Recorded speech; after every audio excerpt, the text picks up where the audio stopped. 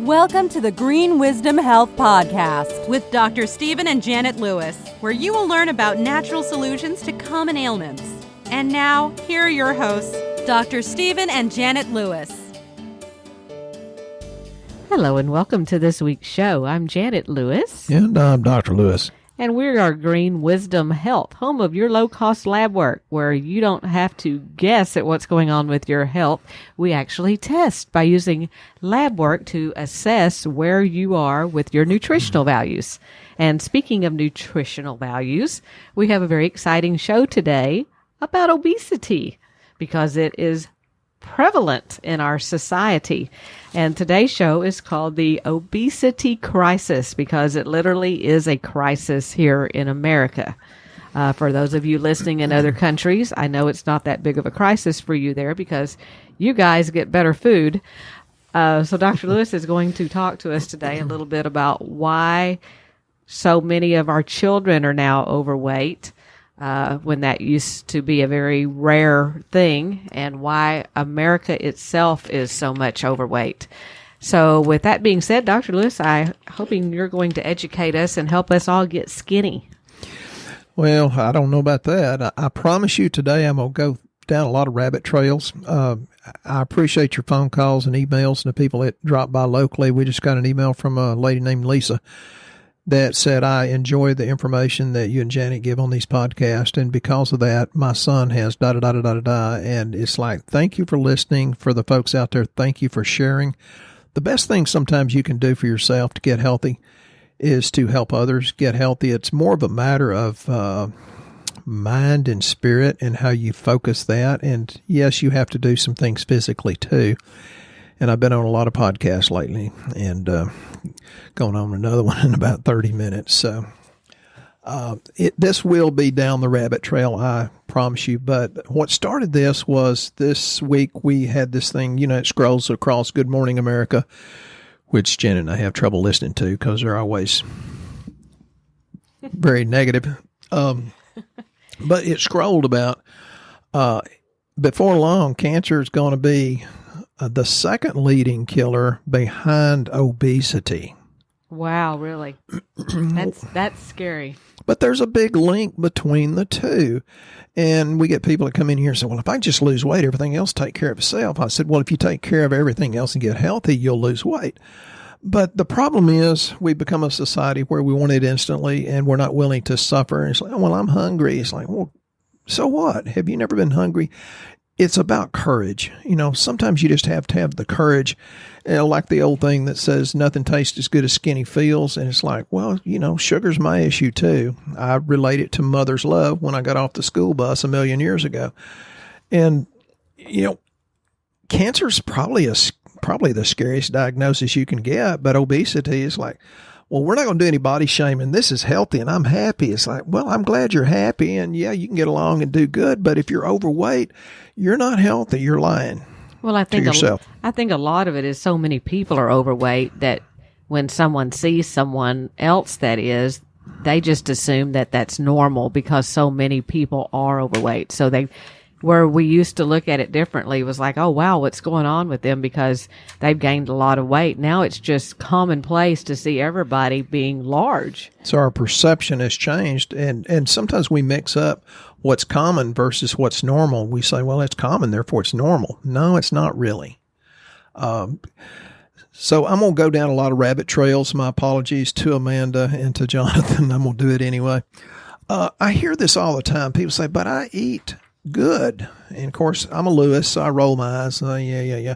Well, if eating good is getting you this way, you need to start eating Snickers and ice cream. And I'm never that impolite, but I gain weight over stress and how I eat incorrectly. Janet, not so much, but people say I'm doing everything right, and some of the people really are. And they get at the end of the rope and they need to lose 40 pounds, but then they come in, since they're at the end of the rope, they don't have the patience to kind of hang in there a lot of times.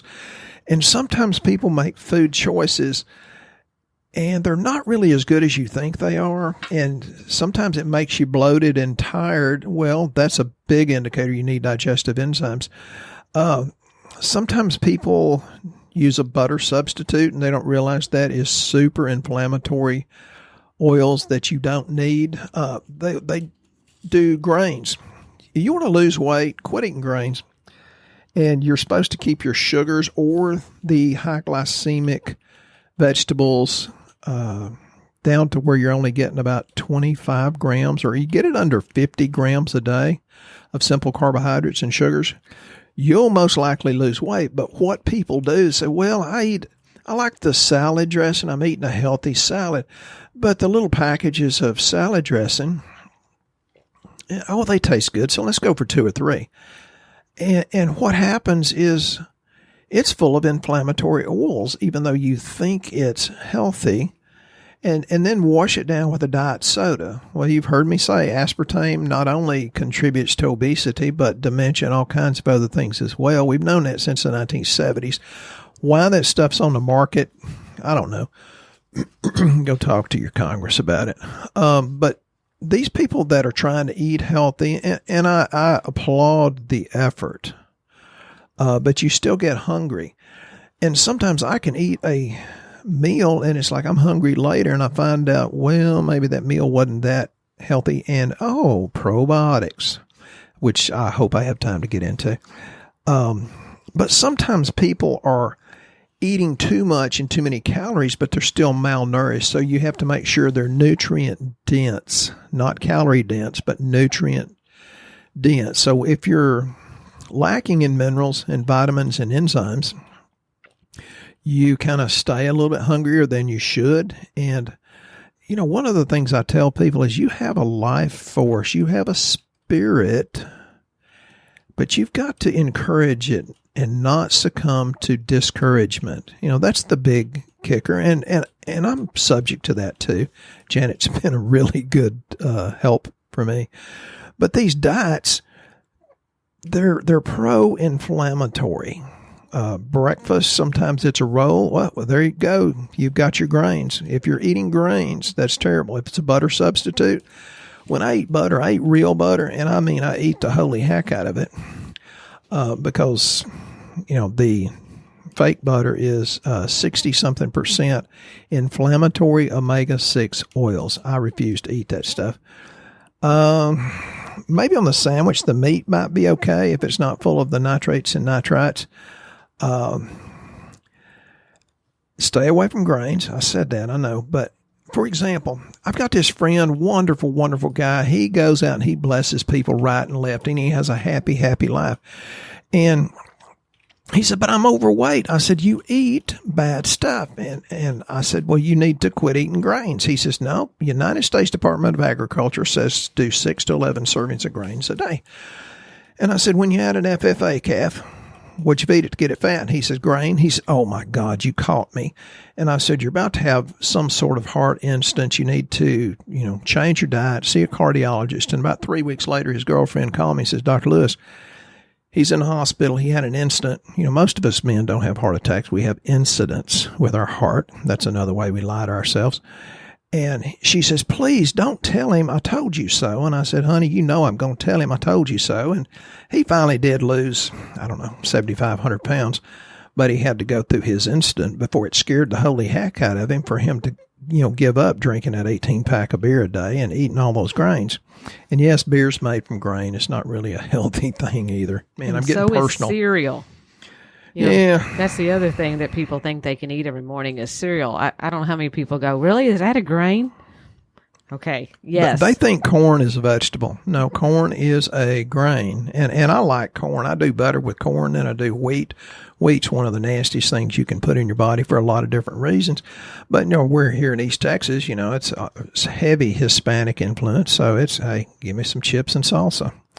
And yeah, it hurts. You can get by with stuff like quinoa and brown rice, and that has some issues. How many people really and truly eat broccoli, spinach, kale, asparagus, and string beans? I do. I have it in my smoothie mix that we have here. That all of our greens, deeper greens. Mm-hmm. Yeah, that stuff tastes good too. Because if you can't eat it, and many places don't serve good vegetables. If you go like I hate to name it. We have a cafeteria here in town that we ate at today, and I looked at their food, and they had something called a spinach souffle, and it was a big square about the size. She's saying it was me that did it. It was about the size of an iPhone, and I thought, what is in that? And Dr. Lewis ordered it because it looked it was large and healthy, I guess. It's like a big iPhone or two of them. And I asked him, I said, what is in a spinach souffle? He said, I think it's a bunch of cheese, which, cheese is good for Then I cut into something. it, and it was like a piece of Wonder Bread in the middle of it. Yeah, I'm like, some of these vegetables are serving you are just not healthy, so that's why I drink mine. Yeah, and, we eat good vegetables when we can, and hopefully, who knows how much of this stuff I'm going to get around to, but butter, yes, eat butter, eat all kinds of butter. Make sure it's good butter. It's better if it's grass-fed and or organic is much, much better. We eat Kerrygold. It's not organic, but that's about as good as you can get, I think, without going organic. Some of the oils that are poison and or inflammatory is canola, corn oil, vegetable oil. Kind of the jury's out on peanut oil. It's probably not good, but soybean oil, stay away from that. Margarine is terrible. Olive oil would be great, except it's about 70% of them, they say, is adulterated, mixed with vegetable oil or canola. And so I don't know what the really good olive oils are. Stay away from canola. That's terrible. Safflower, that's nasty. Let me ramble. Where do you want me to go now? Oh, one of the best things you can do to lose weight, restrict your calories. I had an article up on my wall about 20 years ago that said rats that were left to eat as much as they want lived half the lifespan as rats that had their food restricted to half of the normal calories, and the rats that restricted their diet continued into old age having a really vigorous sex life, where the ones that ate everything they wanted, they got impotent. Yes, they talk about rats and impotence. Wow. Yeah, you should see the look on Janet's face. Don't get me started. I never know what he's going to come out with. I don't know what he reads. He reads all the time. And I got a memory once in a while works. I can tell you, though, from experience about eating, people say, well, I'm just really hungry. What I've noticed, and Dr. Lewis explained this, and I think it'd be great for you to explain it to the audience. I don't know where she's going. I hope to God I can bring that up in my memory. I hope he does too. We were eating the other day, and we were eating a healthy taco, as healthy as a taco can be. Minus the corn tortilla, but everything else was great. And I ordered one taco. And after I got it, I was really disappointed because it was really tiny because it was a healthier taco. And I thought, well, okay, I'm going to eat this, and then I'm going to go back up and get one more taco because I just know I'm not going to be full from this. So I had the taco, and then Dr. Lewis and I started talking, and maybe 10 or 12 minutes went by or something like that, and I thought, I'm not hungry anymore. I don't need a second taco. And I told him, I said, why is that? I said, I sat here for a little while, and now I'm full. And so would you explain what happens if people, this is a free advice. You don't have to buy anything. This is something that you can learn to do. I'm glad I remembered what she thought I was talking about. Physiologically, it takes about 15 or 20 minutes for all of that to digest to the point that it sends signals to the brain that makes you feel satisfied. And that's why they is a big word that means nothing, but they tell you to chew very thoroughly, chew many times, eat slowly, have a conversation with whoever you're dining with, slow down, eat slowly, and that way you eat half as much.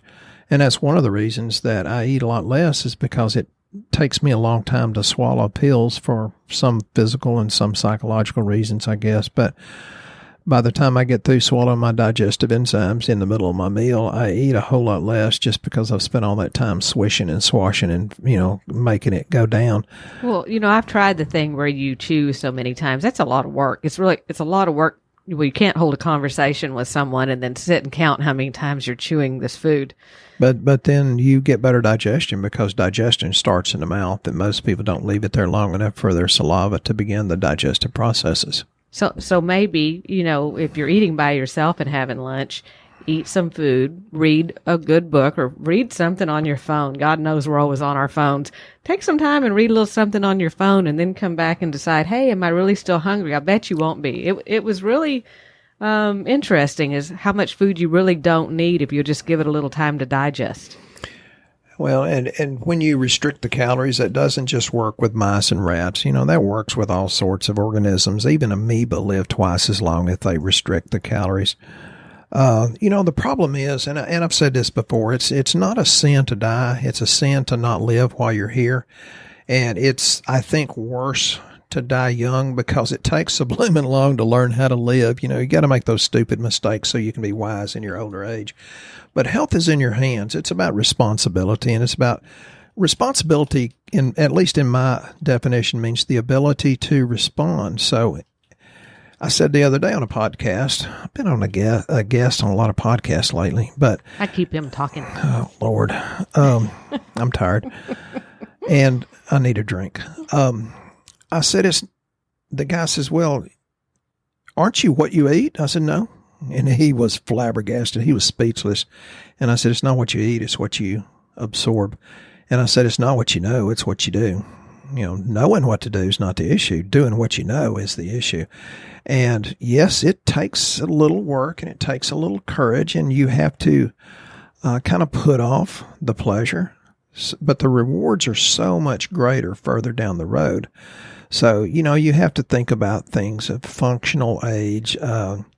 Your life expectancy is like, there's so much. And if you're susceptible to disease, the researchers say that you can actually influence your genetic expression. So if you have bad genes, you can influence it by around 90% by changing your environment and changing your diet, which means get the toxins out because you're going to get them in your diet. But the keto thing, sorry, Janet, I'm going to jump off the rail here for a minute because I had a patient that asked me to explain why they're having issues with keto.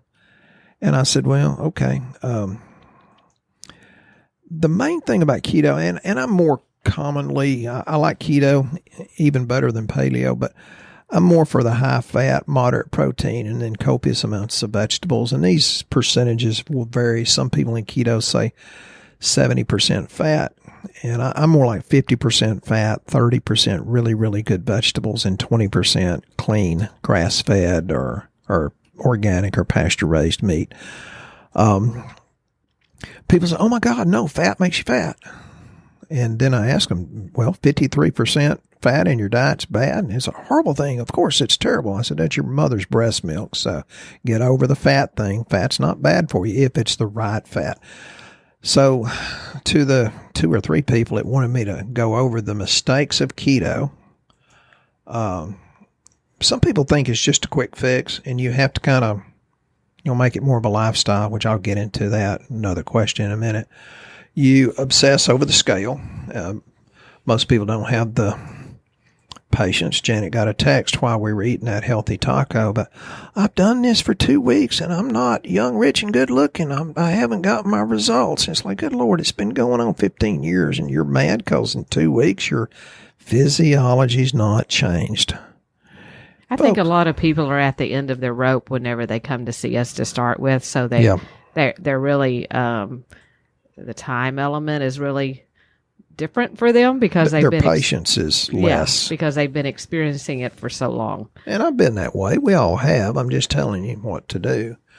A keto mistake is eating too much protein. When you eat more fat and you start burning fat for fuel, burning a gram of fat is 9 calories versus burning sugars, I think 2 or something like that. So your body actually burns more energy, uses more calories to burn fat, and then your brain starts working better. Being afraid of fats, which we talked about, the wrong fats we talked about, not drinking enough water. My wife reminded me of that this morning. Thank you, honey. Sure. not enough sleep, and that's a tough one. I've had some people say, well, I can't sleep real well. I said, well, try this product. And some people say, oh, it worked real well. Other people say, well, it didn't work. The ones that say, well, it didn't work, let's try something different, are the ones we get good results with. And we've got some new stuff that is like, oh my God, it's called Combinase, which creates serotonin and GABA. We'll get all into that someday with the neurotransmitters of the brain. You got to mix your meals up. I see keto people, they're on, a kick of this is the only meal I eat. Well, you need a little variety. That's kind of, I think, physiologically programmed in us to have differences, not different spouses, but different meals. And don't compare yourself to other people. Does that make sense? It does. One other thing you might want to mention is people that think that they're just not able to choose their food because their food they look at something and the food chooses them. Shiner and Bluebell and Snickers. It's amazing how much of that comes out of your gut and the wrong probiotics and bacteria. Because I can tell you, many years ago, when the moon would be full, it was like, bring on the Mexican food, bring on anything that. We don't mean to be racist. We love our Hispanic brothers and sisters. Love Mexican food, but you also know when you're doing too much of it, but you're craving it and you can't stop. But it's high in carbs. Right, because it's a problem in the gut. It's usually yeast making more cravings. It's, that's a good point. Janet just ordered me a book about the importance of the microbiome and how it influences us. I've got a lot of notes here on probiotics. I don't know if I'll get around to it, but.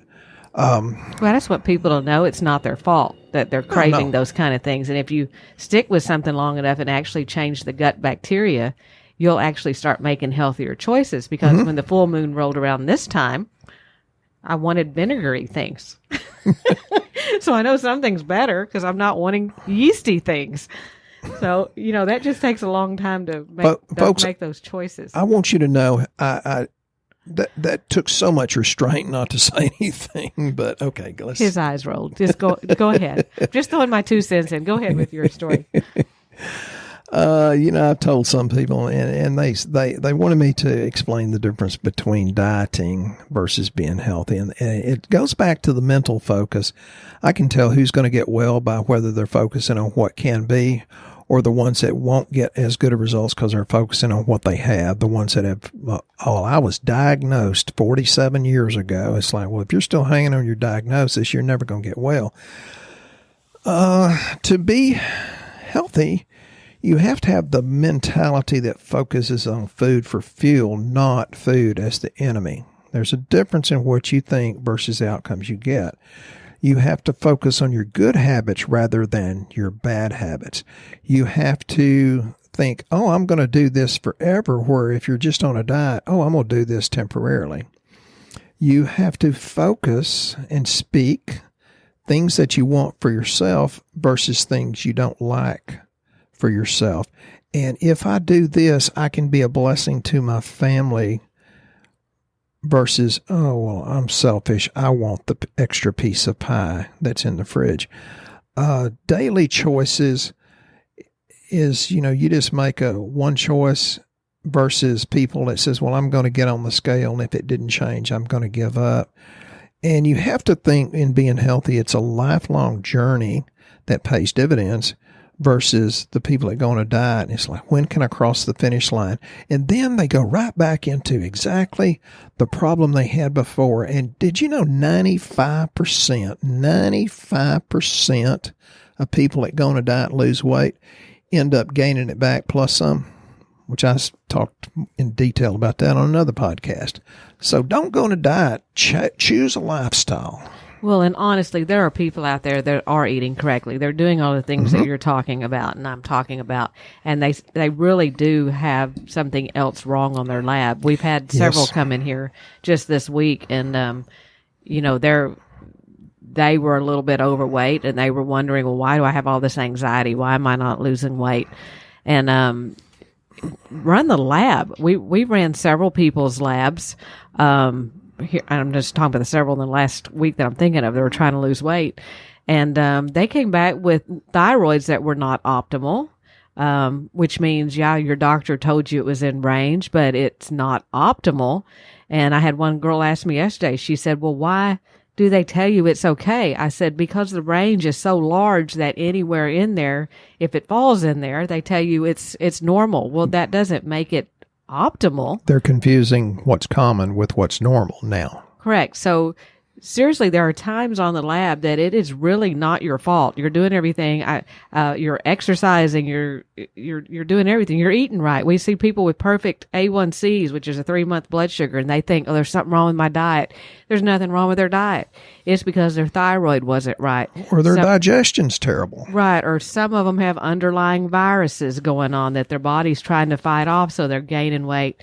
Some of them are anemic and don't know they are, so they have high anxiety. And then they can't lose weight because they have no energy at all. And simply fixing their iron, which did not show up on the regular panel because no one ran a ferritin, which is the stored iron. So if you're in that category and you're thinking, hey, I'm doing all these things and I still have a problem, you're not alone. Do the lab. That's why we do it at low cost. We run 12 lab panels for $298 right now. And it's available on our website. I put it in the show notes. It's called the Comprehensive Panel. It includes Dr. Lewis's consultation to go over everything going on with you. We include what to take to fix it. And we also give you a functional medicine report so you can see it in black and white with red and green checks on good and bad about what's going on with your health. So there's no reason not to know. And if you're thinking, hey, well, y'all are in Texas, we can't do that. Yes, you can. We do it across the United States. There's generally a lab that is close to you. We use Quest. And all you have to do is go on our website to greenwisdomhealth.com, fill out the health survey. Dr. Lewis generally calls you and talks to you about what's best for you. Because Janet's working her butt off and she has less time than I do. He's just so much more knowledgeable. Oh, you're full of it. And he can help figure out which way to guide you or which lab panel is best for you. And then we can figure out, well, why are you not losing weight? So when you put a combination of the right products in and you keep doing the good things that you're doing, you start seeing the results that you're looking for. And to see someone's face whenever that happens is the best feeling for us, because we've had another couple of them that's come in this week that has said, I'm finally losing weight. I'm not even really having to try. I'm just doing what I normally do and it's beginning to really come off. So, there's two sides to this. There's people that need to change what they're eating. Right. And there's people that are really trying to do the right thing and can't get over the finish line. So that's the lab. That's true. So folks, if you have to look at the ingredients, you're eating the wrong stuff. I'm going to read just a few ingredients here. This is out of a list of 37. Enriched bleached white flour, corn syrup, sugar, high fructose corn syrup, partially hydrogenated vegetable and or animal shortening, soybean, cottonseed, and or canola oil, beef fat, dextrose, leavenings, glucose, cornstarch, monocalcium phosphate, soy protein isolate. Oh, that'll give you man boobs. Polysorbate 60, soy lecithin, soy flour, cornstarch, cellulose gum, sodium stearoyl lactylate, natural and artificial flavorings, sorbic acid, yellow 5 and red 40, which are known to cause cancer. And that's just a partial list. And if you have to read something like that, you need to stay away from it, because that's a partial list of Twinkies. Never go bad on the shelf, and they'll once on your lips, forever on your hips. So stay the heck away from it. And if you're craving that kind of stuff, we have something called 5-HTP, which is... this is a specially absorbable type here. Yeah, you've probably seen it over the counter, but it's not this 5-HTP. This is a pharmaceutical grade, which we call the peace of God in a bottle, and it really does help cravings. It helps you not want the bad stuff. Many men get it stirred in their coffee, and they do not know it. Honey, are you doing it to me? No. And it really helps with OCD. Her eyes said yes. No. I personally take up to 3 of these per day, and it really does help the cravings. It mentally helps you make better choices. Help her put up with me. And it also helps you lose weight. Yeah, because your mind feels satisfied. Right. So we do have magic pills. Yeah. But it may not be that easy, and you may need help. You may need some encouragement, and I'm very happy to do that because we all need help from time to time. So the best way for you to lose weight is go out and bless somebody else, do something really, really healthy. Get your kick out of helping somebody. Slow down when you're eating and visit with people. Put your phone down and have a conversation with someone when you're having dinner. So that'll help you digest better. And with that, I hope you've digested our show this week. And we are open for any ideas you may have about other shows you would like to hear topics on, because we're full of them. And we look forward to talking with you next week. We're full of it. We are. You guys have a blessed week. Once again, our show has come to an end, but your hope in your health is only beginning. If you or a loved one are in need of a different outcome and are waiting for a brighter future, take the first step and go to our website and fill out the health survey. Please don't keep us a secret. If you know someone that could benefit from this podcast, please share this show with your friends and family. You're only one step away from a life worth living.